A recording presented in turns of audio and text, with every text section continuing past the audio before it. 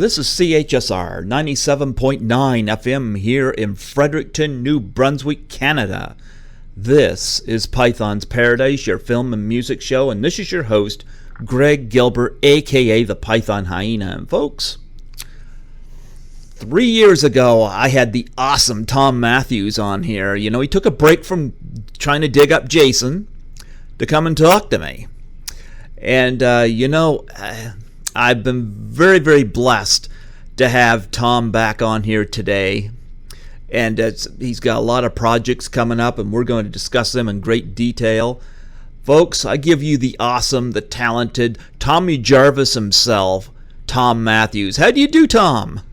Hey, I'm good. How are you, Greg? Everything's good here. I'm in California, talking to you on a beautiful day out here. It's rainy out here. No. Yeah, it's pretty typical. Yeah, it is rainy here. So, are you're not in the graveyard digging anything up right now, are you? No, I'm out of the grave and all cleaned up and ready to kick some ass. Because I've noticed between Return of the Living Dead and Jason Lives, this is not working for you. You got to find another hobby.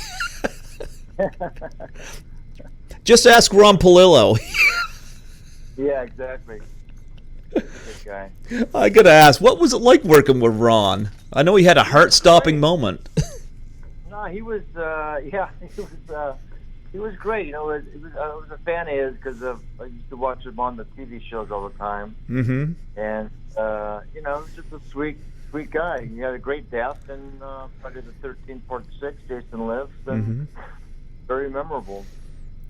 Yeah, I interviewed Tom McLaughlin for the second time not long ago, and I know he's got a script all ready to go once this lawsuit gets settled. And I think out of all the directors of the franchise, I think I'd like to see Tom do another one more than any of them, because I loved what he brought to Part 6. And, like the humor, like the references to other pop culture, like Karloff's General Store and stuff like that. But I also love the idea, like with Ron Palillo, where he says to you, "Can we leave that thing alone? My heart can't take it anymore." And of course his heart really doesn't take it anymore. Or with Bob Larkin, the caregiver, where he goes, kisses the liquor bottle and says, "You're gonna be the death of me." Yeah. Yeah, Tom's very talented. I'm sure whatever he comes up with will be great. I haven't read it. I haven't. He's talked about it a little bit. I've heard through social media that Tommy Jarvis won't be in it. It kind of breaks my heart a little bit, but I'm sure it'll be great. Well, I'll tell you this: he wants to do Jason in the Snow, and I like that idea because it hasn't been done yet. Right. I know Vincent DeSante from Never Hike Alone is planning to do a piece with Jason in the Snow coming up. It'll probably be out before Tom's is, because so that'll be done. And Tom also wanted to do it. His script is all women, which I think 13 Fanboy is pretty much a lot of women in it. Basically a woman-themed piece. Yeah, I am. I've had Debbie Sue Voorhees on 3 times, and the last time I had her on, she talked about 13 Fanboy, and of course, me having a big crush on Tracy Savage, I immediately got involved with this, and I'm co-producer on this thing, which really looks good on my resume, I gotta say. but nonetheless, I've been watching this thing take form, but I know in early talks with you, and again, you can talk about what you can mention, but you were one of the early people involved with 13 Fanboy, and now you're not. Would you like to go into that into detail? Because there's a lot of fans that really... Yeah. Very simple. I signed a letter of intent back in 2018. We had talked about some ideas, and letter of intent pending the script, and I just didn't feel like there was a part there for me. She wanted me to play a sheriff, a small part, and I just thought she should save me for something else in the future. She really wanted to use me. I don't, anything dealing with Jason or Friday the 13th, or even an offshoot of that. I know it has nothing to do with the series. I just think it should either be myself or the character I played in Friday the 13th + 6, and not something else. Yeah. Well, and this is sad because there's people I know that supported 13 Fanboy because you're in it. Yeah, that's I feel bad about that for them, and she's got to rectify that somehow. Yeah. Take me off the poster. I gotta get that poster. My involvement is being picked up from other news sources, so she's really got to take care of that and put a blurb out or something.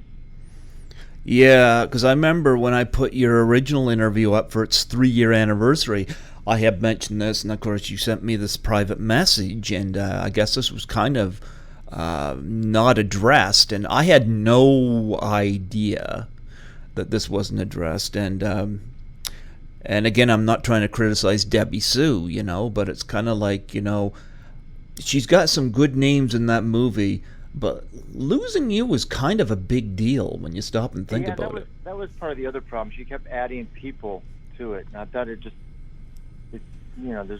too many people that she wanted. Yeah. To have bit parts in it, so I just decided to bow out. Well, they say you were go play a sheriff, and your part kept getting smaller. Why not make your part bigger? And I don't want to hear anybody say, it needs to be 90 minutes. Look, if people can sit through something as boring as Titanic for 3 hours, they can sit through a 2-hour horror film. I'm sorry, but I saw Titanic the same day as I saw Tomorrow Never Dies, the James Bond film. I'm going to tell you, I saw the Tomorrow Never Dies second bill, and I enjoyed it a lot more, and I was a lot more awake. It was pretty much action-packed. Yeah, I don't know exactly. She just went on this path, and she was just following it. And I could tell by the poster, because when it first came out, I was pretty prominent, so which means I had a big part. And then I kept getting smaller and down at the bottom, and it was like, okay, something's going on. And then she finally sent me the script, and I figured out why. And it's almost female-driven. Is the final script, so I'm sure it'll be great. I'm sure the fans will get everything they want, and I'm sure Gilbert will do a great job. Yeah, but they won't have you. They won't have me. Yeah, and I'm going to say, I consider that kind of a blow. Like, I don't regret being involved, but when I found out that you had dropped out of it, it's like, oh my goodness, that's a blow to the movie, because, you're in the video game as Tommy Jarvis, not John Shepard. It's you. You're the one people think about, so it's kind of a big deal. Yeah. Yep. Plus, I would have had 2 Jasons, and actually technically 3 if you count Vincent DeSanti, but 3 Jasons, and they would have had 2 Tommies. So... No, I feel sad that you're not in it, and but I do hope to get involved in the next Never Hike Alone. I do have to address Never Hike Alone, though, because that was, I gotta say, that's better than some of the latter Friday the 13th movies. It's certainly better than Jason X. Yeah, no, it was phenomenal. I got involved because a friend of mine knew Barry, who's the executive producer on it, and he asked me if I wanted to be a part of it. And I was thinking, a fan film? Yeah, not really, because we've already got some of it shot. I said, send it over to me, and I saw it. It was fantastic. It was really well done. The production quality, the story was there. Andrew did a great job, They'd shoot it every weekend. They'd go up to Big Bear or whatever. And then I got in touch with Vincent DeSante, the director, and we worked out something for me to do in it. I was really happy to be a part of it. You know, I had Vincent DeSante on 2 or 3 months ago, and to talk about this, and I'm going to say, number one, you don't necessarily have to have a body count to make a really great horror film, because let's face it, Never Hike Alone is almost entirely two-person driven, and it never misses a beat. Yeah, the tension was there, the quality was there, it was very topical. GoPros and being a blogger, and there's only 2 deaths in it, and it's almost a full-length feature. It's 52 minutes. Mm-hmm. So he could have stretched it out and made a full-length movie out of it if he wanted to. Yes, he could have. And you know, how many people cheer when you appear in it? Oh yeah, that was a lot of fun. We opened it. The Telluride horror festival in Colorado, and he snuck me in the back door. Everyone jumped out of their seats at the screen. It was a lot of fun. I mean, I'll have guys who watch it on their couches at home, on the computer, because you can still watch it on YouTube if anybody's interested. And they said when they saw me show up in my cameo, they jumped out of their privately owned sofa in their living room with nobody around, just screaming like little girls. So that was a lot of fun. And God bless the reviewers, because they saw the movie and they were kind enough not to, per Vincent's request, not to spill the beans that I was in it. So it all kind of came together, which was a lot of fun. Well, you want me to tell you what's interesting is a lot of the reviewers, including myself, have kind of accepted this as part of the franchise. You know what? You're right. It's really that good. Yeah. That good. Yeah. It certainly has raised the bar for fan films. That's for sure. It has. Yeah, and I loved what Vincent did with it. I mean, that could have gone terribly wrong without a body count, and he pulled it off. You got to like Andrew Leahy. Is it Leahy his last name? Uh-huh. Yeah. You got to know him. You got to like him. I loved all the markers they had for the original film, and they did a great job with that. And he played Jason very, very well and very effectively. And, of course, you got the maggot headline in it. Was that improvised? No, we put that in. Yeah, that was... it was such a fluid process. It went pretty fast, so I think... can't remember. I think it was scripted, though. You mean you weren't going to call him a pussy again? Yeah. We had to touch on that. Remember me, maggot head? Yeah. Yep. Again, even the closing shot was great, Hang on, kid. Yep. No, it was great. And, of course, the reference to the Axel from Part 4 as well. The ambulance people was funny, too. Yeah, they were great. Yep.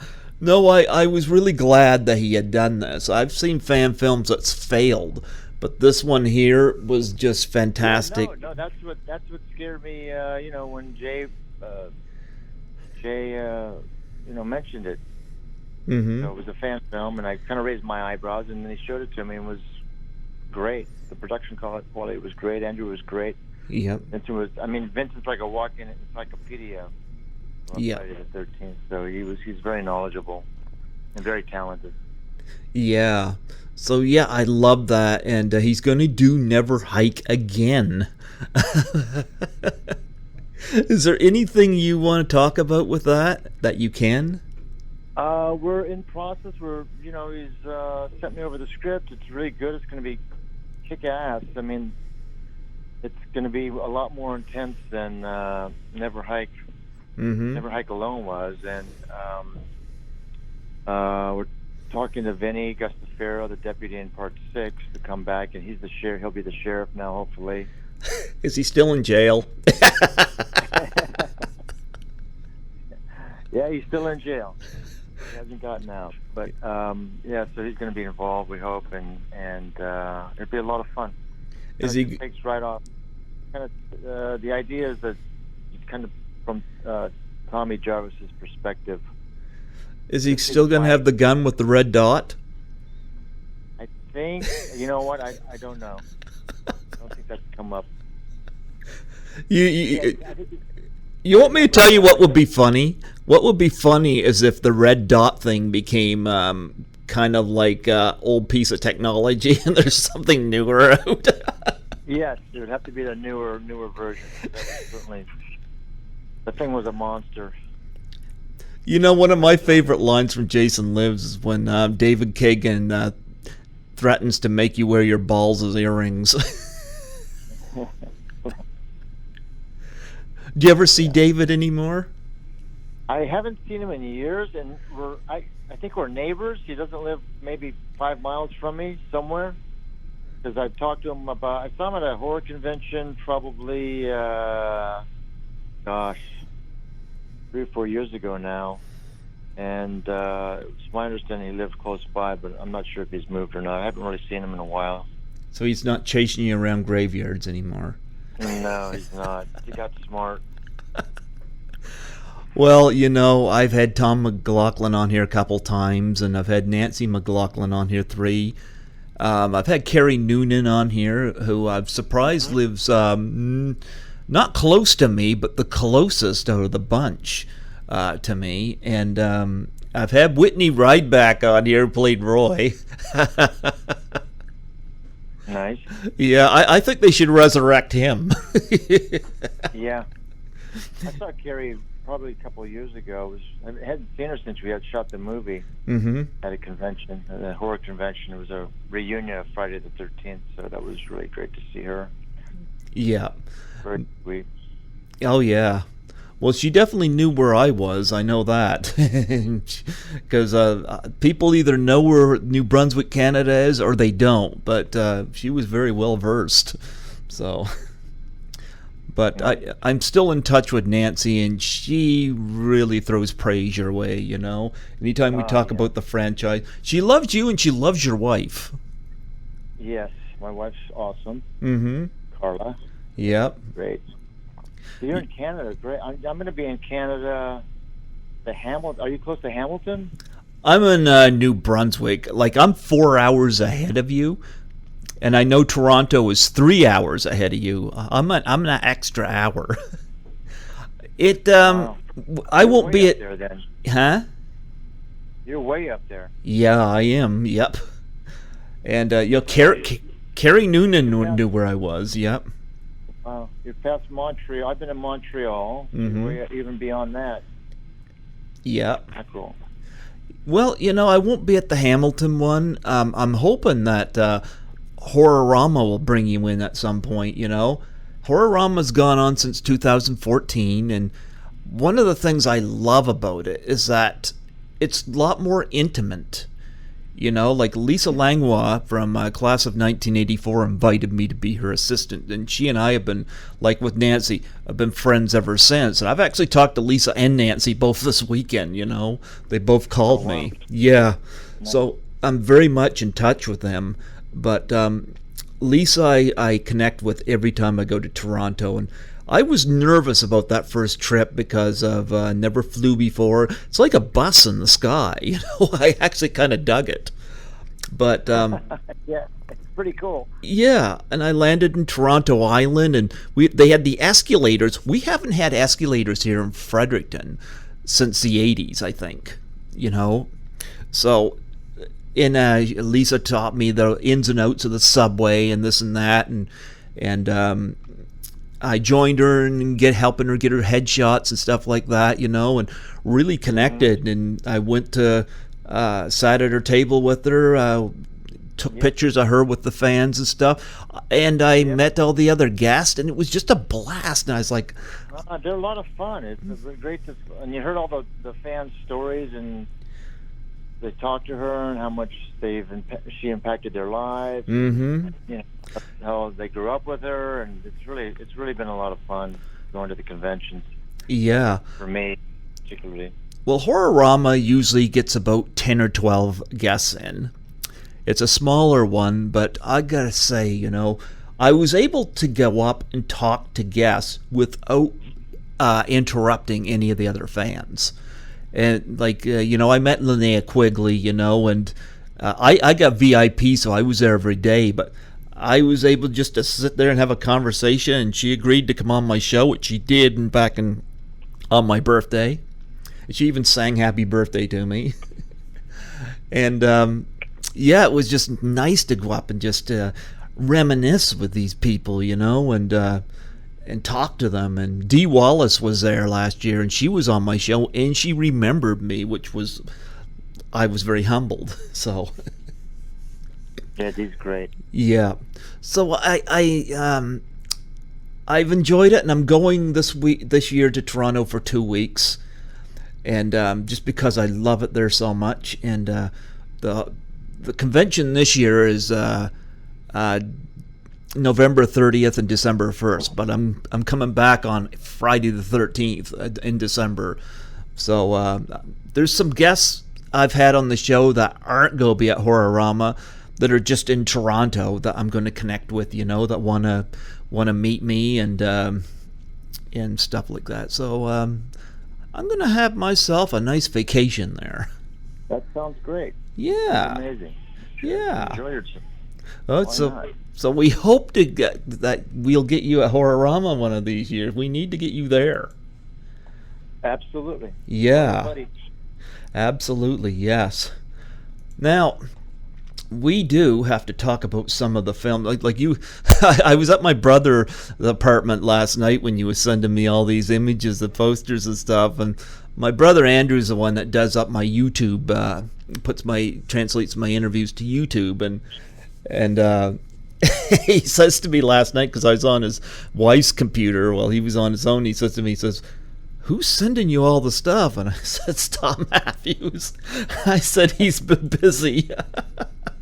Yeah. Yeah. But it's been a busy year with everything, with the conventions. Going to be at Scarefest in September, and then we've got the screening of a Western I did last year called Warpath. You can see the trailer on YouTube, and that the screening is going to be in Michigan at the Landmark Main Art Theater in Royal Oak on September 26th. Anybody can go to that. And then the Hamilton Horror Convention in October 18th to 20th in Canada. Mm-hmm. And then I've got the Spooky Empire Convention going on in Tampa, Florida on the 31st. Hopefully they'll be okay in Florida. I guess they're having a hard time right now. Yeah, of course. That's a good question. Yeah. And then I'm shooting a horror movie called Staying Free. Mm-hmm. End of September, beginning of October. And then I've got a screening of another horror movie I did called Killer Therapy. Mm-hmm. Which is the guy who executive produced Never Hike Alone, Barry J. He wrote and directed this. He co-wrote and directed it called Killer Therapy. It's really, really gory and upsetting and everything a horror fan's gonna love. Okay. So that should be coming out soon. And then next year I'm shooting another Western called The Badge, The Gun, and The Hangman's Noose. That sounds like something between you and David Kagan, man. Yeah, he should be in that. Speaking of Warpath, you mean... They've contacted me because they're doing a documentary about Albert Pune's life, so I'm going to be part of that, because I did probably 11, 12 movies with him. Okay. Albert Pune. Well, before So, got a busy time right now. You know, October is always a busy time for us horror actors. Yeah? There's a lot. Yeah. Well, since you say you lived close to David Kagan, you did not like Halloween, like Toilet Paper's house or anything like that? I'm not sure exactly where he lives, but He wants to keep it that way. yeah, he's a smart man. Or you can go to Vinny's. Yeah, Vinny's not too far from here either. I haven't had Vinny on yet. I've got to get him because Nancy says good things about him too. Yeah, no, I just talked to him a few days ago, actually. I'm gonna have to. He's gonna be at the Spooky Empire convention in Tampa, Florida. He hasn't done one in a while, so we're gonna be sitting next to each other at that one. Yeah. Are you comfortable sitting next to him? Yeah, he doesn't have his red dot, so everything. Well, yeah, they grab those at the airport. Right. Before they do the cavity search on him. That's right. Oh, man. Yeah, I've got to get him on here at some point. But before we talk about these movies in detail, we do need to talk about the video game. How was you approached on that, and what was your involvement in like they had Tommy Jarvis look like your likeness, and I think that was great. That's how people remember. Right. Well, I think the fans they came out with a video game, and then they were working on it. I think they got a lot of requests that my Tommy Jarvis in there, so they approached me, and Gun Media approached me, and actually I'm going to talk to them in Kentucky at the because that's where they're headquartered. They're headquartered in Lexington, Kentucky, and I'll be there for Scarefest on September 13th. So I'm going to talk to the guy over there, and so they contacted me, and they wanted my approval on the image, and the first one they sent me was a guy with dark hair, 5 o'clock shadow, and the Jay Leno chin. And I said, that's not even close. So they put me in touch with the guy who was doing the imaging, and I guess he hadn't even seen the movie. So I kept sending him, we kept going back and forth. The eyes, the height, the beard, no beard. I can barely grow a beard now. And the hair coloring and how big the chin was. So I kept, sending him an image of myself from the movie. And that's what we ended up on. Why didn't he see the movie? I don't know. I don't know what their process was. And then I did the voiceover for the character. Yeah. How I became involved in the movie. Wow. I tried to negotiate my fee that every time someone played Tommy Jarvis that I would get a dime. A dime? A dime. 10 cents. But they didn't go for it. Oh. Well, you know what? I don't play video games, but my brother Andrew plays video games all the time, and so I don't know whether he's played this one or not, but we're certainly well aware of it. So we grew up. It's very popular. My son was playing, and I played a few times. Yeah. I actually became myself once, and then this was early on. I became myself, and then another camper killed me, and I didn't know that was even possible. It certainly was wrong. And you can't do that anymore. But yeah, it's fun. It's a fun game. What's your son think of all this? The first time he saw me act on a set was we went up to Lake Arrowhead. And, yeah, my son he plays, and the first time he saw me actually act was in Never Hike Alone. He came up and watched me shoot, and he was like, "Hey, Dad, you're pretty good at that." But he plays the game. He's played the game. He hasn't played it in a while, but he did play when it first came out. and consequently, I played a couple of times. Yeah. I don't know how old your son is, but has he seen Jason Lives or Return of the Living Dead? He has. I wouldn't let them. I have 3 children, and I wouldn't let them see it until they were at least 13. So he has seen it. Mm-hmm. His friends have seen it, which seems to be more impressive to him than actually me being in it. Okay. And yeah, so he's seen it. He's seen Return of the Living Dead, Mm-hmm. and he certainly has seen Never Hike Alone. What does he think of them? He thinks it's cool. He's just trying to figure it out. Well, you are the hero in Jason Lives, Hard to say. He's more impressed with me after seeing them, I think, as opposed to our day-to-day lives. I'm his dad, so it's a little different. well, yes, of course, but yeah. As it should be. Well, the movie Vengeance is coming out. Another impressive-looking fan film. I guess they got Harry Manfredini doing the music in it, and Tom McLaughlin's involved in this. But you're not in this movie, but your picture is in this movie. Yes, I recently saw that, and I don't know if they can do that. I guess we'll find out. Yeah. I was supposed to be involved in it, and then Tom McLaughlin suggested I don't be in it for some reason. I don't know why. I have to figure that out to talk to him about that. But because he's all over it, so I guess he was thinking he'd save me for the movie that he's writing for Friday the 13th. But from my understanding, I'm not. Tommy Jarvis isn't even in that, so I don't know what happened to figure that out. I don't know. We the fans want to see more of you. Yeah, it's kind of a strange thing. Yeah. But we've got the Never Hike Alone or Never Hike Again coming up. Mm-hmm.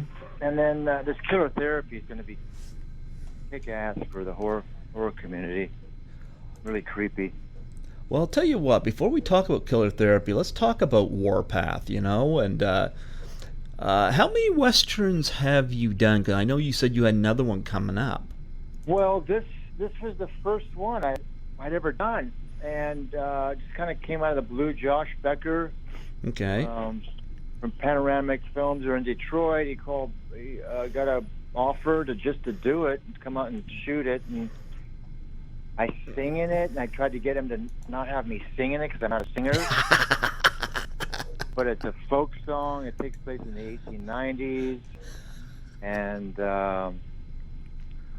Sasha Higgins in it. She plays the lead. She actually hires me because my character is a bounty hunter. Okay. Shoots 6 shooters, and I find people. I find bounties. That's how I make my living. And then she hires me to find her husband because he's been missing for 3 years. He went off to go mine for gold, and they have 2 kids. Well, maybe he just saw a way out. Yeah. Well, she wants to come with me. She hires me. She wants to come with me to go find her husband. His name is the actor that played that is Matt Fling, Mm-hmm. who left her 3 years ago. He hadn't even seen his son. And so I go find him into Indian territory. We get into some trouble. And, it's cowboys and Indians. It was a lot of fun. A lot of fun making it. And, I hope it does well. Did you ever wear the cowboy costume when you went home, impress your wife and kids? No, we were in Detroit, so we shot that. I shot that in Detroit. And I live in L.A., so... So you don't have a horse parked in your driveway? No, I do not. Wouldn't that be cool? Well, talk about amazing, talk about the production of this, because making a Western they took you on location, right? Making a Western in Detroit. Yeah. Josh was able to find a big field, a lot of acres, probably 20 acres, just on the outside of Detroit, and it had water, and we had some dirt roads. We built the town and a bunch of outhouses and stuff where some scenes took place. So I think it's going to be good. Okay. They have there's a trailer on YouTube if anybody wants to go see it. Mm-hmm. The Warpath, Panoramic Films, and we're having a screening this month. When I first heard about this film, I thought, darn it, he ticked off David Kagan again. It's called Warpath. Yeah. So it was a great experience to do a Western. Say again? It was a great experience to do a Western, huh? Yeah, it was fun. It was a lot of fun. I'm very physical, so the horses and the guns and shooting Indians and saving people, very, very physical. So it was a lot of fun. And of course, Killer Therapy brings you back into the horror film realms, and of course, you got a really good company here. You know, I've had Adrian King on the show. I'd love to get PJ Souls. I love PJ. And you get some good people involved in this. Talk about this movie and your involvement, like how they got you in it. Well, as I mentioned earlier, Barry J. from who was executive producer on Never Hike Alone, he co-wrote it and directed Killer Therapy. And he thought it'd be right for the lead's father. So that's the part I played. I was the lead's father, and the story basically is my wife and I are married, happily married, and she was adopted, and so we don't know her medical history, and we're having trouble with our son. So we put him in therapy, and they do some horrendous things to him that he resents, and kind of puts him over the edge, and he turns out to be a serial killer. Okay. And he goes back and does things to the therapist that they did to him in a more gruesome way. Okay. So yeah. It's two people play my son, because there's a age gap from when he was a kid until when he's a young adult, and some pretty gruesome stuff. The horror fans are going to eat it up. Yeah. Yeah, and I haven't seen this film, so did you get to work any with Adrian King or PJ Souls? Yeah, PJ was both of them. Adrian was she was a therapist, and then PJ had a great part as well. So Adrian must be one of the bad people then. Yeah. She's supposed to be one of the good ones after surviving Friday the 13th. I love PJ, and as we say from Halloween, totally. But no, I'm looking forward to this one here. I don't know whether we'll get that here, because here in New Brunswick we got a 10-screener, but they got to occupy about half of those screens with the so-called blockbusters, and there's like 5 or 6 films up there right now that I'm just not interested in. Although Ready or Not was hilarious. I didn't see it. Yeah, it's hilarious. If you haven't seen it and you want to see a horror comedy, Ready or Not's hilarious. But yeah, Killer Therapy. Now this sounds good. I've seen pictures online from it, and I gotta go on your messenger here so I can see your other projects. Because you sent me like 4 of them here last night. Now if I can let's just scroll down. Here we go. Okay, The Bridge, The Gun, and The Hangman's Noose. Okay, let's talk about this. You got Vinny in this. And you got Andrew... you got the Never Hike Alone folks in this. Correct. Okay. Yeah. Okay, talk about this project, what you're able to reveal. Well, we're going to shoot it next year, so we're still kind of gearing up for it. It's again a western, it's kind of a period piece. Vincent plays an outlaw, and Andrew plays the his younger sidekick, I guess, and I play the sheriff. Okay. It's about the old west. It's about morality and father raising his son. Mm-hmm.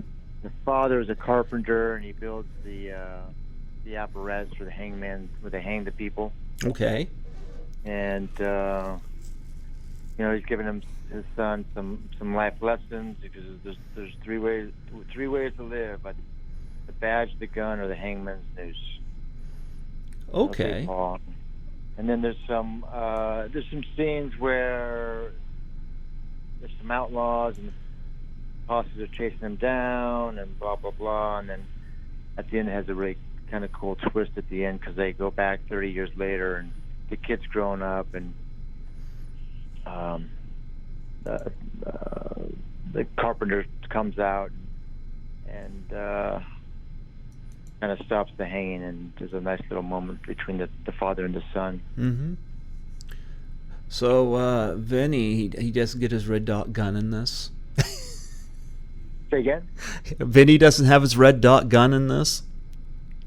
No, it's Vincent DeSante, not Vinny. Is Vinny Cassacero in it? Yeah. Yes, he is. Yeah. You got Vincent's a popular name in this movie. There's two Vinnies in it, yes. Yeah. So and then you got Stain. What is it? Stain Free. Okay, Stain Free. Yeah. Now this is a horror short. I love that image that you sent me from it. I think they need some Mr. Clean. Yeah. Now this is an Indiegogo thing.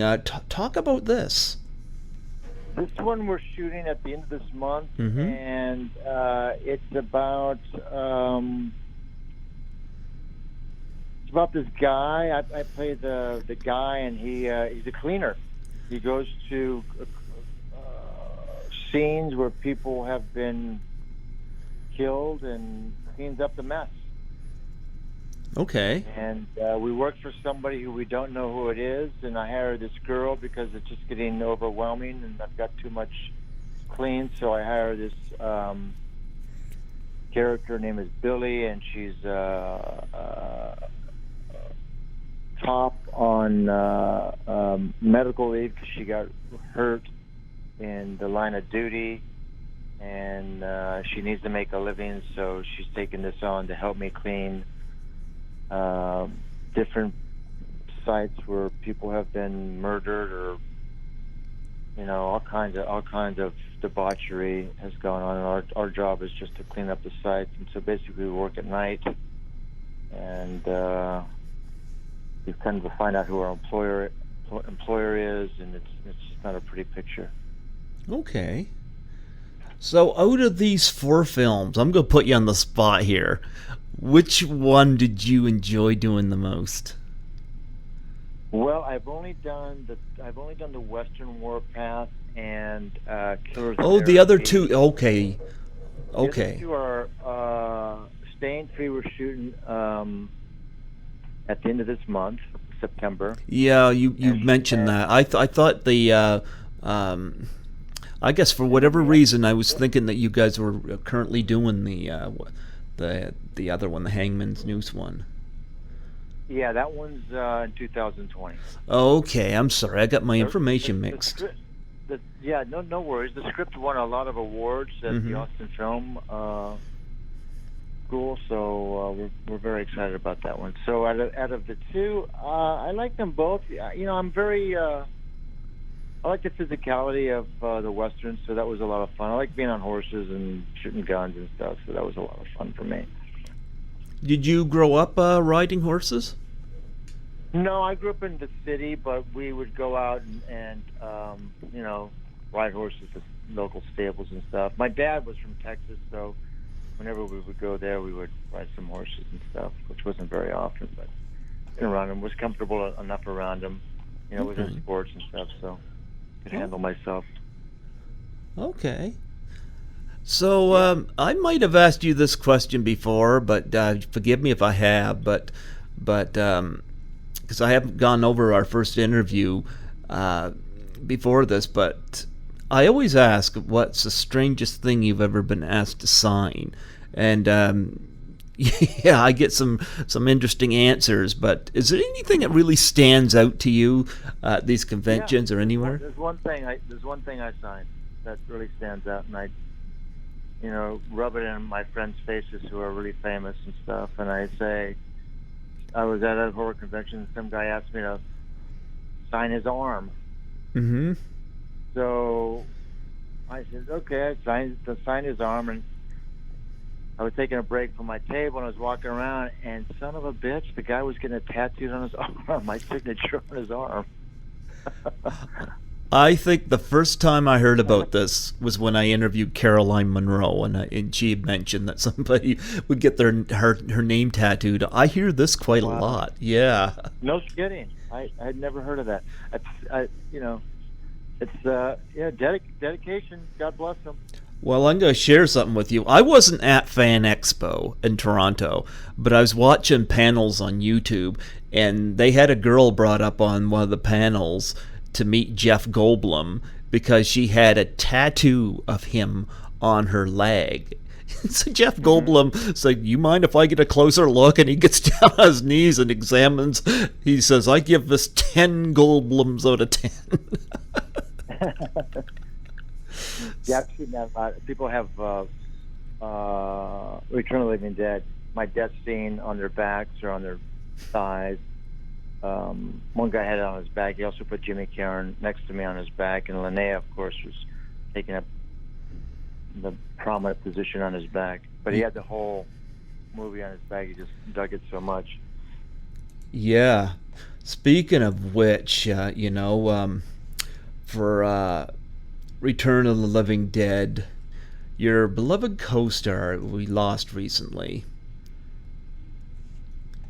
James Karen. Yep, Vince Karen. I'm just looking up his name here.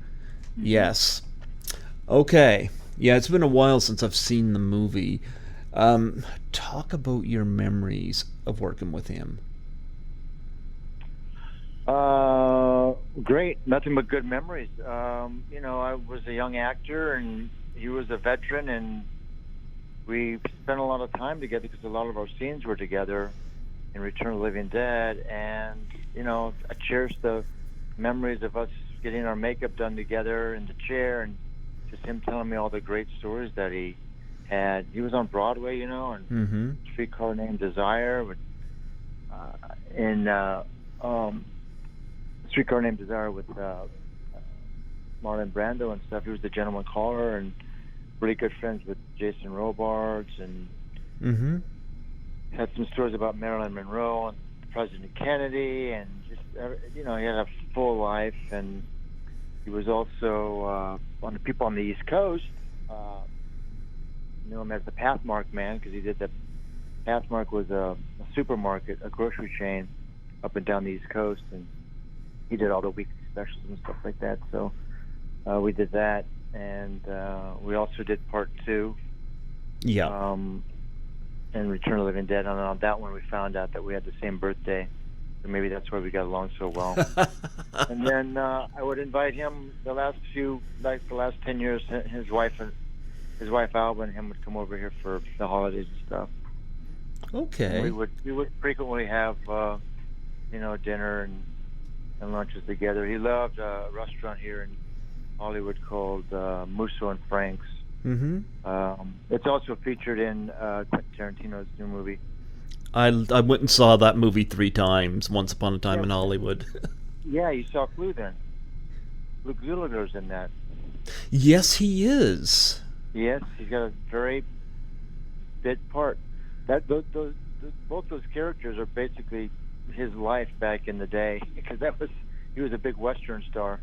Yeah, he's in that, and it didn't, until you mentioned it, it didn't key into me that he was in that. Well, yeah, you're right, he is. I saw it too. They didn't do any coverage on it. They only had the side shot, the 2 shot of them.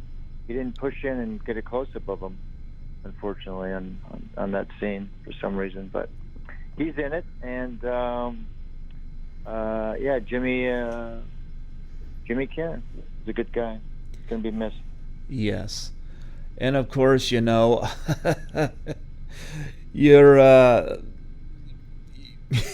I got to bring up Suzanne Schneider. Absolutely gorgeous. Yeah, she was in part 2. Yeah. Was she as beautiful in person as she appears to be on screen? Yeah, we were in acting class, and she told me she had an audition for it. So we got together and we rehearsed the scene before her audition, and she, knocked it out of the park. That's how she got the part. I've never had her on here yet, but I got her on my friends list on Facebook, so I don't know. but she is definitely stunning. Yep. She'd come on for sure. Yeah. Yep. She did that. She did Killer Clowns, which I also auditioned for. I was almost in that. Grant Kramer beat me out. Oh, yeah? Mm-hmm. Yep. And, well, I know she's got great transportation. She just gets in a balloon. oh, I don't know anything about that. And they're in the movie when they capture her. They're driving a little clown car, and there she's hanging on the back in this gigantic balloon. It's kind of floating behind it. I see. Yeah. And Linnea Quigley, as I... You could definitely reach out to her. Yes. Well, I'm going to try. The problem with Facebook, a lot of times messages get filtered, and I don't know how often she checks her messenger either, but... Well, you may want to try the IMDb page and see what her contacts are there. You know what? I'm hearing a lot about that. I should get a subscription That's to how that. People reach out to me on that a lot. They go through my manager or my booker on that page on IMDb. I get people... They forward it on to me.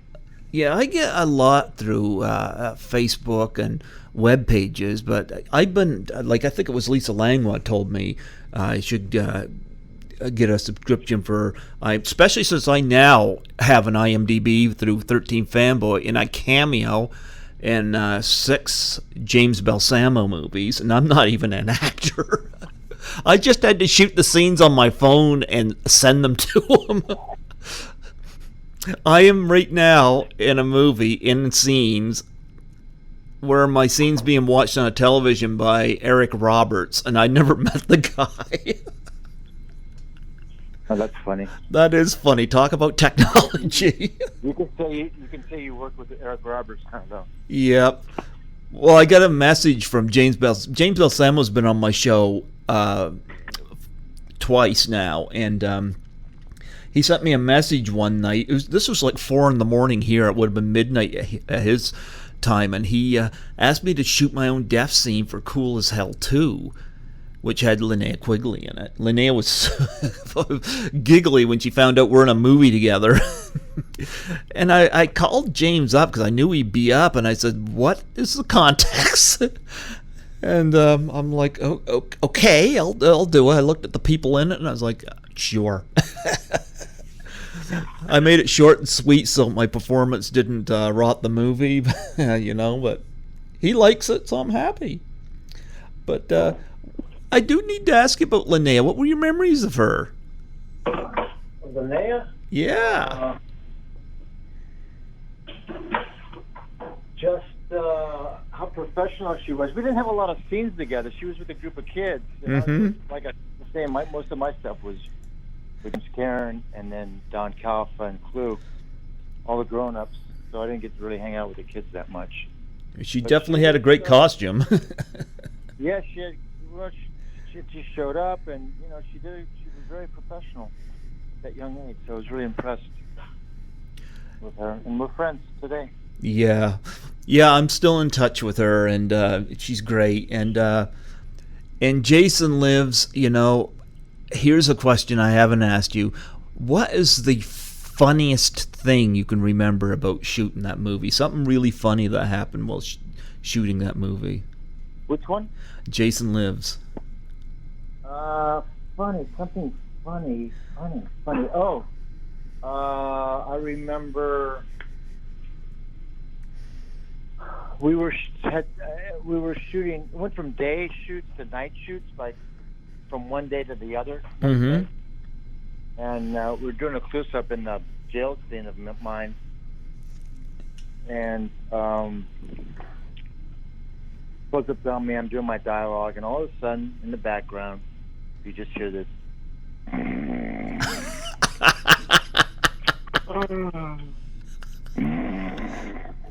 Some guy, one of the crew had fallen asleep. They were exhausted, and I'm trying to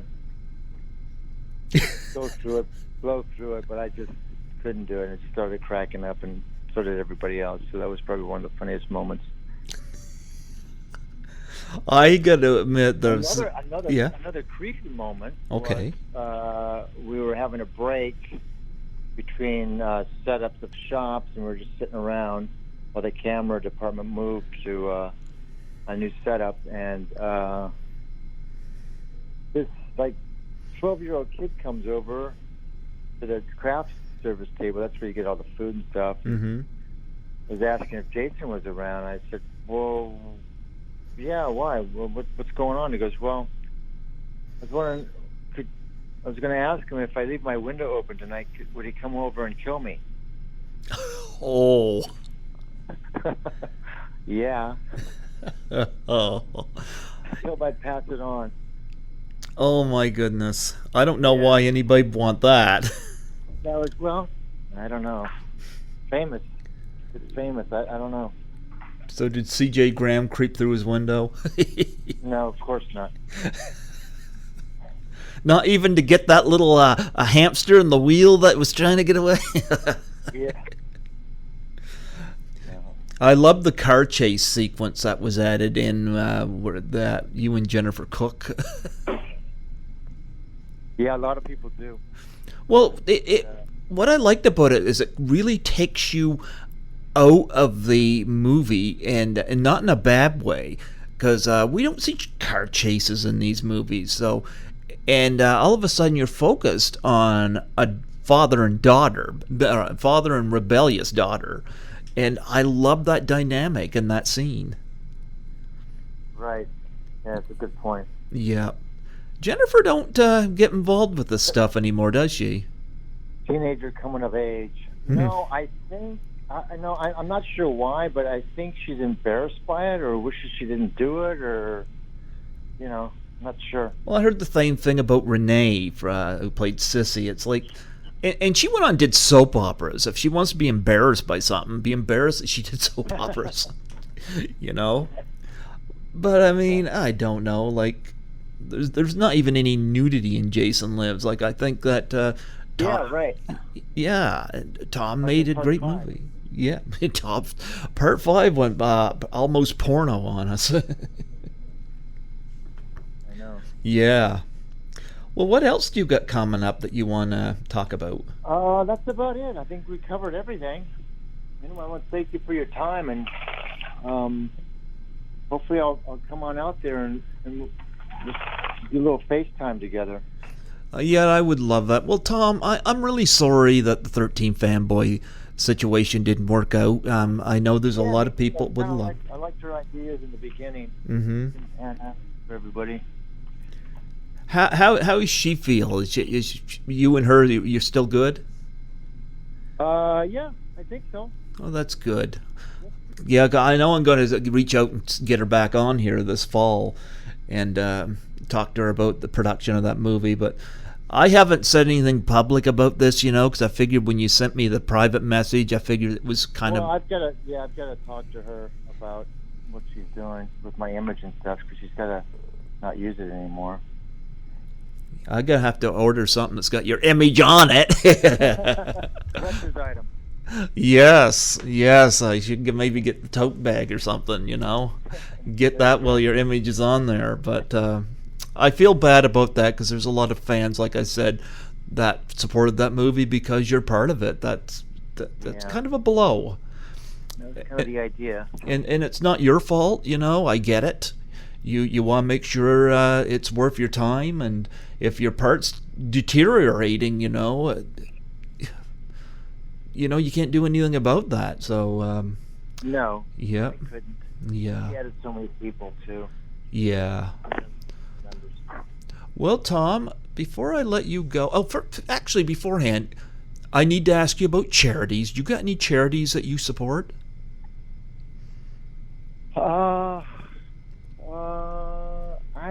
We all my friends and stuff, we always, for Christmas, instead of giving ourselves stuff, we donate to charities and stuff. Mm-hmm. St. Jude's is one, and then Amnesty International is another, and Greenpeace, and so I give out. And I used to do the Wounded Warriors as well. That's here in the States. Okay. Until the main guy years ago was using the money for lavish parties and stuff like that, which sent me the wrong way. I've heard stuff like that. That's infuriating. So, well, that's about it. But I donate when I can to whoever I can. Even people on the street here in town. There's quite a number of homeless population here. So I'm hearing a lot about that too. I'll give without saying anything. I'll just drive by and give them some money or whatever. We do get involved. My wife and I get involved with a friend's charity. We pack up backpacks and things and drive around twice a year and give it out to the homeless, like medicine and food and different things, clothes and hats and whatever, medical supplies and stuff like that. You don't egg Vinny's house? No. I haven't yet. And I don't want to put you on the spot, but I'll have to show you Nancy McLaughlin's Doubtfire Face challenge for suicide and depression, because she threw that out to you and your wife, and she threw it out to other people from the Jason Lives, and she had props from the movie behind her too. But I'll have to share that with you. Okay. Yeah. That'd be great. I love the fact she's still got that gorgeous red hair. Yeah, she does. Yeah. Hope she keeps it forever. I'm sure she will. Yeah. Anyway, great talking with you. I got to run. It was great talking with you, and I'll have to do it again. We'll have to. Do you mind doing a plug for my show before you go? Sure. Yeah. No, I don't mind. Hey, everybody. This is Thom Matthews. You're listening to Greg Gilbert's Python Paradise out in Brunswick, Canada. Enjoy. Thom, when you get these other projects under your belt, I would love to have you come back on. You got it. You take care, and God bless you. All right, Greg. Take care. Thank you. I'll talk to you soon. Absolutely.